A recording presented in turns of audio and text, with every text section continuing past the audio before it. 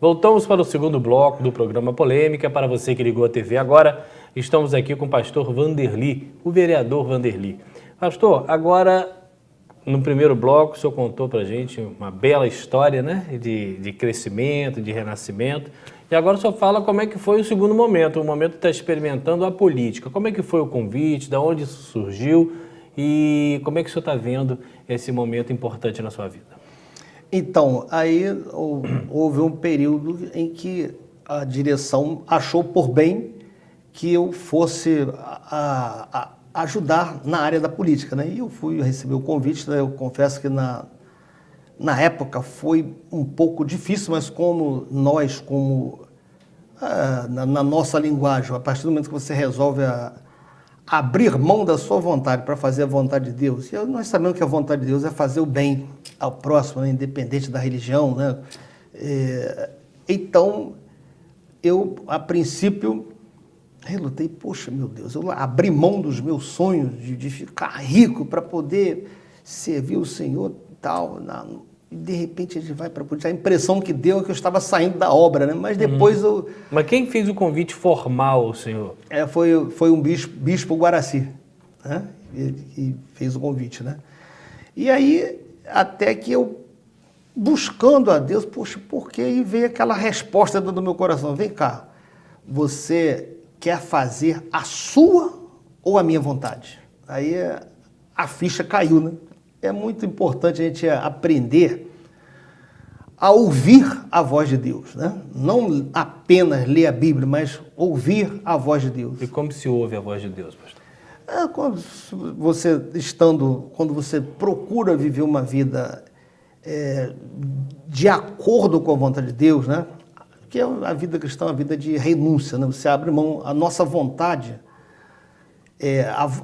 a Bíblia diz que carne e sangue não herdam do reino dos céus. Então, se nós procurarmos viver uma vida para agradar só o nosso ego, a nossa própria vontade, nós não conseguimos agradar a Deus, né? Então... Mas é verdade também dizer, me corrija se eu estiver errado, que o fato de você fazer o bem não te garante o reino do céu? Não, só fazer o bem, a pessoa, eu acredito naquilo que o homem semear, isso ele também se fará. Você planta o bem, naturalmente você vai colher o bem. Porém, se a pessoa, tem muitas pessoas que têm um bom hábito de fazer caridade, acreditando que fazendo caridade, ela vai ter a salvação, a vida eterna, e o que não é verdade, o que a Bíblia nos ensina acerca da salvação, que a salvação é pela fé, né? O justo vive pela fé. Quem crer e viver uma vida, se batizar, viver uma vida de acordo com a vontade de Deus, perfeito nós não somos, nunca vamos ser. Mas quando você se esforça, o reino de Deus é conquistado através de esforço. Às vezes a nossa vontade é uma, a vontade de Deus é outra. Um exemplo. Por exemplo, está lá, o meu filho é um pastor, está lá no México. Se ele fosse fazer a vontade dele mesmo, o senhor acha que ele estaria lá? Não. Mas ele foi para lá porque é uma missão que Deus deu para ele. E ele, pela fé, crendo que enquadrado dentro da vontade de Deus, ele vai, além dele ser um instrumento usado por Deus para ajudar um povo que ele não conhece, né?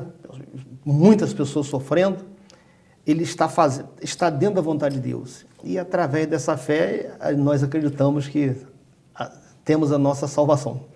Pastor, aqui também a gente está para fazer algumas perguntas que são necessárias. Certo. Nós sabemos do seu valor como homem de Deus, e a gente aprendeu também a gostar e respeitar o senhor na Câmara por sua postura. Mas o senhor não foi um vereador eleito com pouco voto. Só teve aí o segundo mais votado, né? E, na opinião do senhor, abaixo de Deus, essa votação se deve a quê, na sua opinião?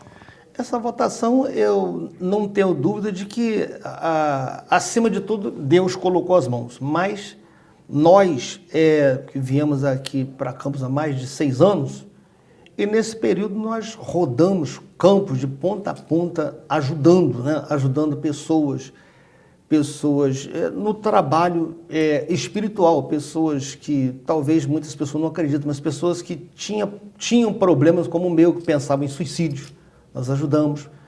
pessoas que estavam desenganadas pela medicina, que nós conseguimos ser um instrumento usado por Deus, né?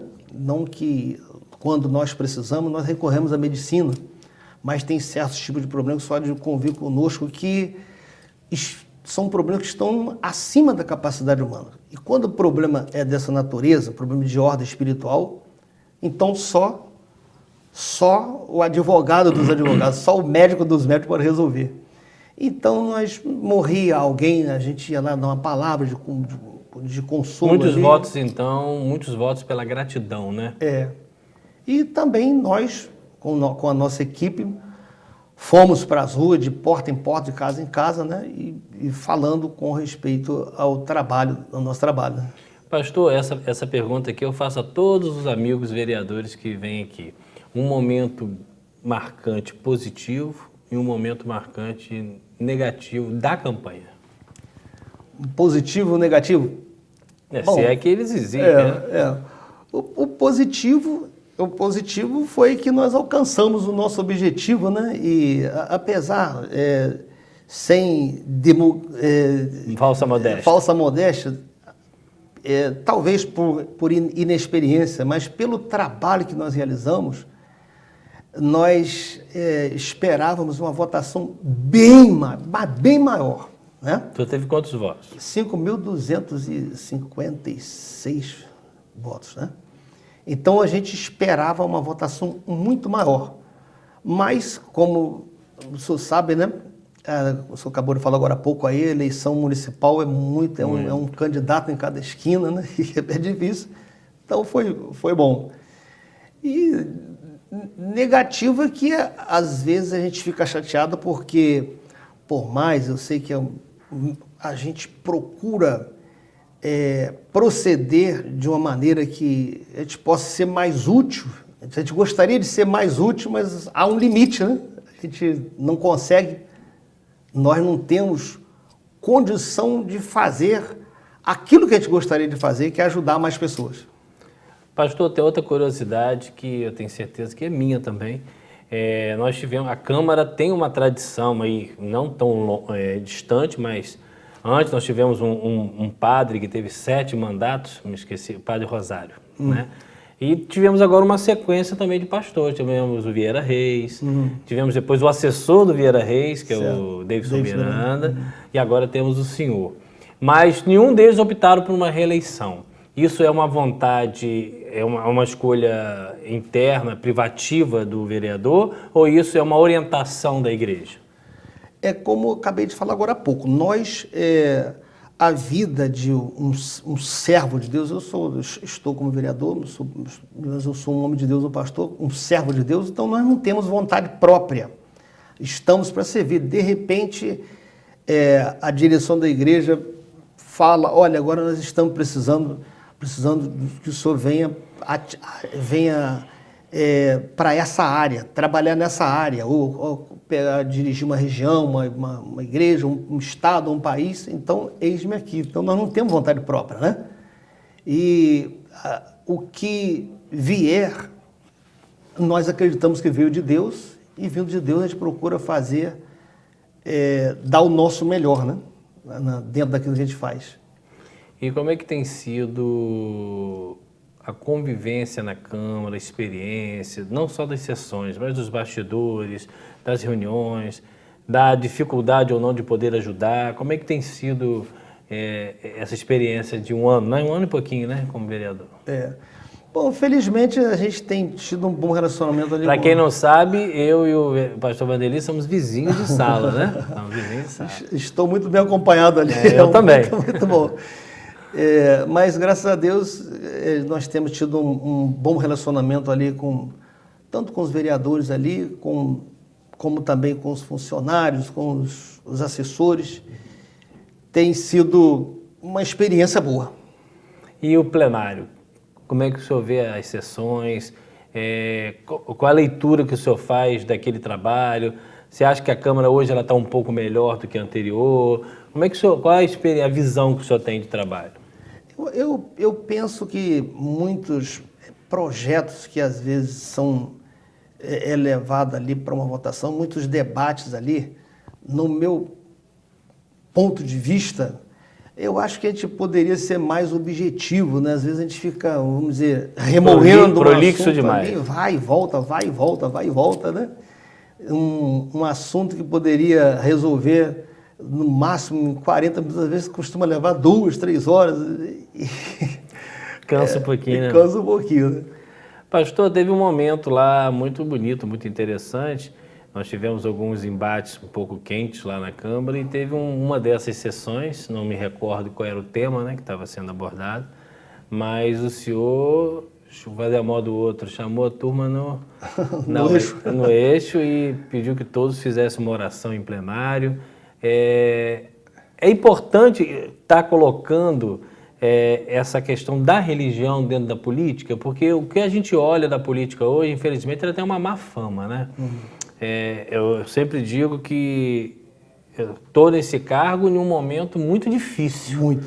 Se fosse em outra época, a gente estava surfando em onda grande. Exatamente. O desgaste é grande, a imagem é sempre achando que a gente é um corrupto, que a gente é um ladrão, que todos são iguais, enfim.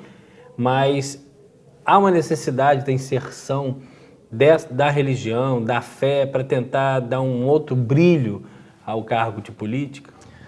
Olha, aquele momento ali, por exemplo, foi um dos momentos em que a situação se desencadeou ali para uma situação bem constrangedora, né? E naquele momento eu percebi que havia necessidade de chamar aquela responsabilidade, porque você pode perceber que depois que nós fizemos aquela oração ali, acalmou.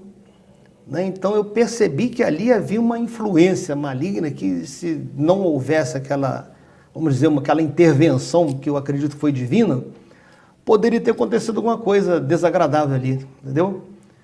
E eu acho importante, né? Porque Jesus disse que nós somos o sal. E o sal, ele é um elemento para dar sabor. E para ele poder dar sabor, ele tem que estar infiltrado em todos os setores. E não poderia ser diferente na política, né?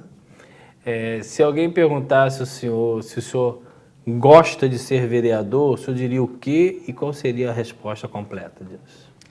Olha, no momento eu gosto, porque eu acredito que Deus tem um plano comigo ali, então aquilo que vem de Deus, tudo que vem de Deus, ainda que não agrada a nossa vontade, mas é bom para nós, porque nós somos como uma criança. Uma criança, às vezes, ela porque quer fazer determinadas coisas que, na concepção dela, aquilo vai ser bom para ela, mas os pais que têm uma visão mais ampla sabem que aquilo ali vai trazer prejuízo, vai ser ruim. Então, os pais, às vezes, corrigem, não faz isso, faz aquilo. E aquela criança, no momento, ela não consegue entender. Poxa, eu queria tanto fazer isso, meu pai e minha mãe não deixam. Amanhã, lá na frente, ela vai entender. Poxa, graças a Deus que os meus pais me corrigiram, né? Então, eu vejo por esse lado. Tem coisas que nós não conseguimos entender, né? Perfeito. Nós vamos para o intervalo e já voltamos com o pastor Vanderlei.